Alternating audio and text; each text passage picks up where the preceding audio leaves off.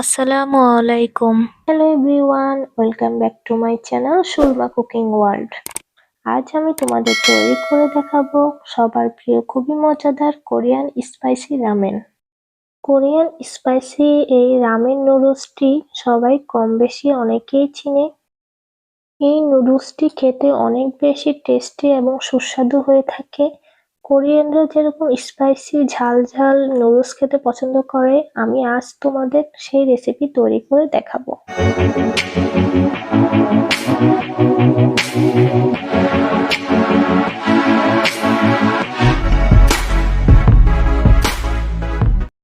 First of all আমি Korean 2 packet ramen noodles নিয়েছি। Noodles তৈরি করতে আমি নিয়েছি পেঁয়াজ কুচি আর কিছু কাঁচামরিচ কুচি, নিয়েছি পরিমাণ মতো টমেটো কেচাপ, নিয়েছি 250 গ্রাম মুরগির সলিড মাংস কুচি করে নিয়েছি, আর নিয়েছি 3টা টমেটো কুচি ছোট ছোট করে কিউব করে কেটে নিয়েছি। ফার্স্টে আমি ফ্রাই প্যানে পরিমাণ মতো তেল দিয়ে দিচ্ছি। তেলটা গরম হওয়ার জন্য ওয়েট করব। তেল যখন গরম হয়ে যাবে তখন পেঁয়াজ আর কাঁচামরিচ কুচিগুলো দিয়ে দিতে হবে। পেঁয়াজ যখন ব্রাউন কালার করে ভেজে নিতে হবে। যখন পেঁয়াজ ব্রাউন কালার চলে আসবে তখন আমি দিয়ে দিচ্ছি মুরগির মাংস। সবটুকু মুরগির মাংস আমি দিয়ে দিচ্ছি। দিয়ে খুব ভালো করে নেড়েচেড়ে মিক্স করে নিতে হবে এবং ভালো করে সিদ্ধ করে নিতে হবে এই তেলের মধ্যেই। তাই আমি খুব ভালো করে নেড়েচেড়ে এগুলো সিদ্ধ করে নিচ্ছি। কোরিয়ান এই রামেন নুডলসটি অনেক বেশি ঝাল ঝাল হয়ে থাকে। নুডলসের সাথে এই মাংসের টুকরো দিলে খেতে অনেক বেশি সুস্বাদু হয়। আপনারা অবশ্যই এটা দেওয়ার ট্রাই করবেন। যখন মাংস একটু মোটামুটি ভাজা হয়ে যাবে এখন দিয়ে দিতে হবে টমেটো কুচিগুলো। খুব ভালো করে টমেটোটাও ভেজে নিতে হবে। টমেটো কুচিগুলো যখন মোটামুটি হালকা ভাজা হয়ে যাবে তখন নুডলসের প্যাকেটে মশলা দিয়ে দিতে হবে। এই কোরিয়ান নুডলসের মশলাটা অনেক বেশি রেড চিলি ফ্লেক্সের মতো কালার আসবে। কোরিয়ান নুডলসের এই মশলাটা মূলত রান্নার স্বাদ আরো দ্বিগুণ বেড়ে যায়।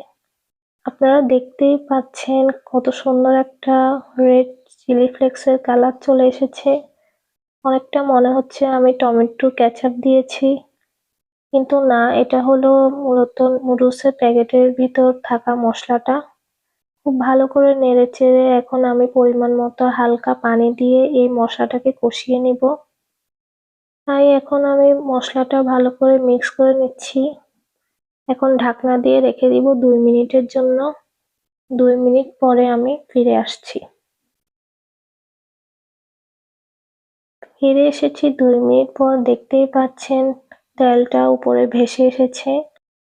তেল উপরে ভেসে আসলে বুঝতে হবে মশলার গন্ধটা চলে গেছে। এখন আমি দিয়ে দিচ্ছি চাট মশলা আর দিয়ে দিচ্ছি সামান্য মরিচের গুঁড়া। ঝাল ঝাল এই নুডলসটি খেতে অনেক বেশি ভালো লাগে। আপনারা বাসায় অবশ্যই ট্রাই করবেন। এখন আমি মূলত নুডলসগুলো দিয়ে দিচ্ছি। দিয়ে আমি মশলার সাথে ভালো করে মিক্স করে নেব। এক করে দুনো প্যাকেটের নুডলসগুলো দিয়ে খুব ভালো করে মশলার সাথে মিক্স করে নিতে হবে, উল্টিয়ে পাল্টিয়ে। মশলার সাথে খুব ভালো করে যখন মিক্স হয়ে যাবে তখন আমি পরিমাণ মতো পানি দিয়ে দিব।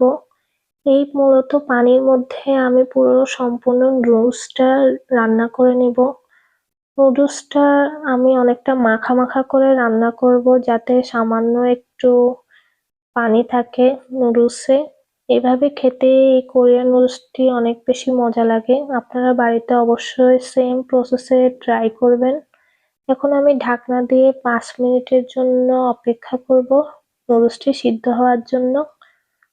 ঠিক 5 মিনিট পরে আমি আবার ফিরে আসছি।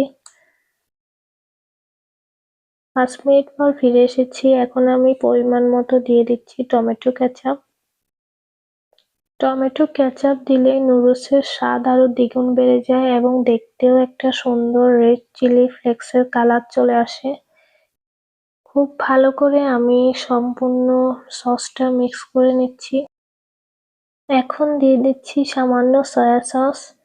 এই সসটি দিলে আরো দ্বিগুণ স্বাদ বেড়ে যায় আর কালারও অনেকটা চেঞ্জ হয় নুডলসের। নুডলসটি খুব ভালো করে নেড়েচেড়ে কষিয়ে নিতে হবে। এই ঝোলটা পুরোপুরি শুকিয়ে ফেলতে হবে, তাই আমি ঢাকনা দিয়ে আরো 2 মিনিট ওয়েট করব। 2 মিনিট পরে আমি ফিরে আসছি। দেখতেই পাচ্ছেন অনেকটাই ঝোল শুকিয়ে গেছে, পুরোপুরি মাখা মাখা হয়ে গেছে আর দেখতে কতটা ইয়াম্মি একটা লুক এসেছে। আপনারা বাড়িতে অবশ্যই ট্রাই করবেন, ঠিক সেম প্রসেসে বাড়িতে অবশ্যই তৈরি করবেন। আশা করি আপনাদের আমার আজকের রেসিপি অনেক বেশি পছন্দ হয়েছে। গরম গরম এই নুডলসটি পরিবেশন করে বাড়িতে ছোট থেকে বড় সবাইকে সার্ভ করে দিতে পারেন, সবাই অনেক বেশি পছন্দ করবে। আমার রান্না পুরোপুরি তৈরি হয়ে গেছে, এখন আমি চুলা থেকে নামিয়ে ফেলবো। তো ফ্রেন্ডস, দেখতেই পাচ্ছেন আমি একটি সার্ভিং ডিশে সার্ভ করে নিয়েছি। দেখতে কতটা লুকস ও ডেলিসিয়াস লাগছে। আপনারা অবশ্যই বাড়িতে কোরিয়ান রামেন নুডলসটি স্টেপ বাই স্টেপ ফলো করে রান্না করবেন। ছোট থেকে বড় বাড়িতে সবাই অনেক বেশি পছন্দ করবে আপনার হাতের এই তৈরি নুডলসটি। এটা খেতে যেমন সুস্বাদু, দেখতেও খুবই লোভনীয় লাগে। তো ফ্রেন্ডস, আজকে যদি রেসিপি ভালো লাগে অবশ্যই লাইক, কমেন্ট, শেয়ার করবেন এবং সাবস্ক্রাইব করবেন। অনেক অনেক ভালো থাকবেন। আল্লাহ হাফেজ।